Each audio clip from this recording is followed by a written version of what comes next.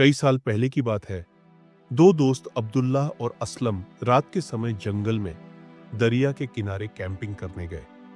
जैसे ही रात गहरी होने लगी तो अब्दुल्ला ने कहा, असलम, हमें अब आग जला लेनी चाहिए, ठंड बढ़ती जा रही है। असलम ने कहा, हाँ, क्यों नहीं। अब्दुल्ला लकड़ियां लेकर आया और आग जलाने की कोशिश करने लगा, लेकिन उससे लकड़ियां सही तरह से नहीं जल रही थी। असलम ये सब देख रहा था। उसने अब्दुल्ला से कहा, तुम जाओ और टेंट लगाओ, मैं तब तक आग जलाने की कोशिश करता हूं। अब्दुल्ला चला गया और टेंट लगाने लगा। असलम आग जला रहा था और जब लकड़ियों को ठीक से जमाने की जरूरत पड़ी तो उसने अपने दोनों हाथ आग में डाल दिए और लकड़ियों को ठीक करने लगा। संयोग से अब्दुल्ला ने यह दृश्य देख लिया और सोचने लगा, असलम ये क्या कर रहा है, उसके हाथ आग में क्यों नहीं जल रहे। अब्दुल्ला तुरंत भागता हुआ असलम के पास आया और उसके हाथ देखने लगा कि कहीं जल तो नहीं गए, लेकिन असलम के हाथ तो वैसे के वैसे ही थे। अब्दुल्ला ने हैरानी से पूछा, ये तुम क्या कर रहे थे? मैंने देखा तुमने अपने दोनों हाथ आग में डाल दिए, लेकिन वो जले नहीं। ये सब क्या मामला है? असलम ने कहा, दोस्त, कुछ नहीं है, तुम इस बात को भूल जाओ। लेकिन अब्दुल्ला ने कहा, नहीं, तुम्हें हमारी दोस्ती की कसम है, सच सच बताओ मामला क्या है। असलम ने कहा, ठीक है, तो सुनो। बहुत साल पहले की बात है। मेरे अब्बू हर साल खैरात किया करते थे। उसमें वो मोहल्ले वालों को भी दावत देते थे।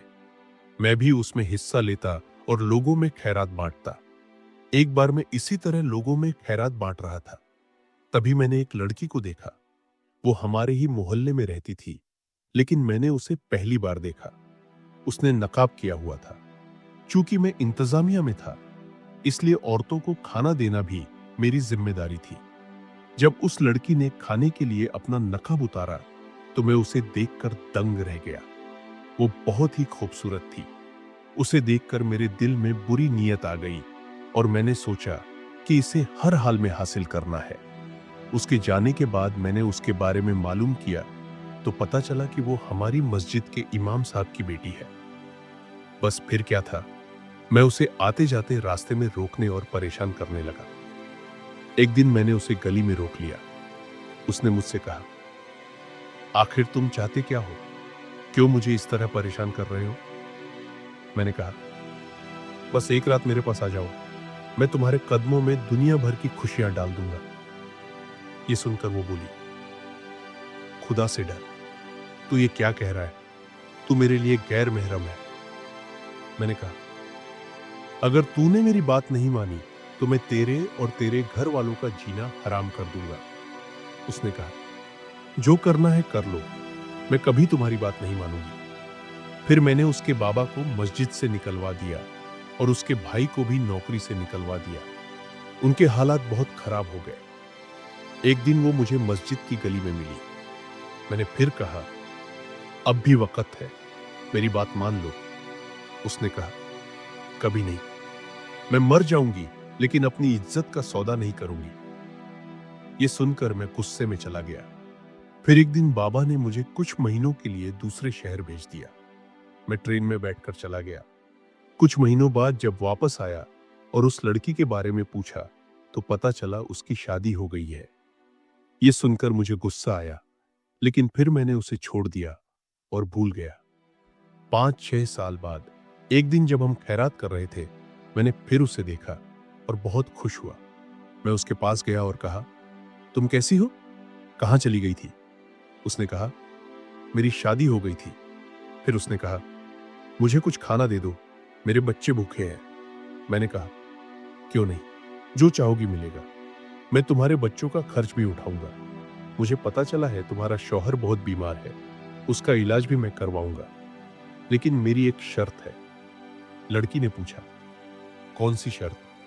मैंने कहा, वही जो पहले थी, एक रात मेरे साथ गुजारो। ये सुनकर लड़की ने कहा, तुम्हें खुदा का डर नहीं है?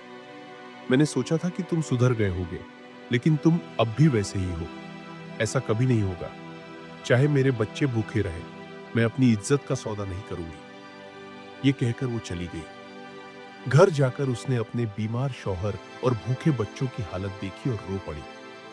मां होने के नाते वो यह सब बर्दाश्त नहीं कर पाई और आखिरकार उसने फैसला किया कि वो मेरी बात मान लेगी। वो मेरे पास आई और बोली, मुझे तुम्हारी शर्त मंजूर है। मैं उसे कमरे में ले गया। तभी अचानक अजान की आवाज आई। लड़की रुक गई और बोली, नहीं, चाहे मेरा शौहर मर जाए, मेरे बच्चे भूखे रहे, लेकिन मैं अपनी इज्जत का सौदा नहीं करूंगी। मुझे अपने रब पर भरोसा है और तू अल्लाह से डर। अब भी वक्त है, अल्लाह की पकड़ बहुत सख्त है। ये कहकर वो चली गई। उसकी बातें सुनकर मेरे दिल में नादानी और गुनाह का बोझ महसूस हुआ। मुझे बहुत शर्म आई। मैंने वहीं अल्लाह से तौबा की। मैंने अपनी माँ का दुपट्टा लिया और बहुत सारा खाना लेकर उस लड़की के घर पहुंचा। जब मैंने दरवाजा खटखटाया तो लड़की ने दरवाजा खोला। मुझे देखकर गुस्से से बोली, बेशर्म, तू मेरे घर तक आ गया। मैंने कहा, रुको बहन, मुझे माफ कर दो। मैं तुम्हारा गुनहगार हूं। मुझे अपने गुनाहों का एहसास हो गया है। आज से तुम मेरी बहन हो। जब तक ये भाई जिंदा है, तुम्हें और तुम्हारे बच्चों को कोई तकलीफ नहीं होने दूंगा। ये मेरी माँ का दुपट्टा है, इसे पहन लो। लड़की ने दुपट्टा लिया और पहन लिया। मैंने रोते हुए कहा, बहन, क्या अल्लाह मुझे माफ कर देंगे? मैंने तुम्हारे साथ बहुत ज्यादती की है। ये सुनकर लड़की ने अपनी झोली उठाई और दुआ करने लगी, या अल्लाह, मेरे इस भाई को दोजक की आग से और हर तरह की आग से बचा लेना और इसे माफ कर देना। उसके बाद मैंने सारे गलत काम छोड़ दिए और अल्लाह का नेक बंदा बन गया। शायद उसी बहन की दुआ है कि मेरे हाथ आग में नहीं जलते और मुझे उम्मीद है कि अल्लाह मुझे दोजक की आग से भी बचा लेंगे। दोस्तों, इंसान कभी कभी शैतान के रास्ते पर चलते चलते इतनी दूर निकल जाता है कि उसका सब कुछ बर्बाद हो जाता है, दुनिया भी और आखिरत भी। लेकिन वो खुशकिस्मत है जो मरने से पहले अपने रब से तौबा कर ले और सुधर जाए। ऐसी और इस्लामिक, ऐतिहासिक, मनोरंजक और नैतिक कहानियों के लिए हमारे चैनल को लाइक करें और सब्सक्राइब करें। शुक्रिया।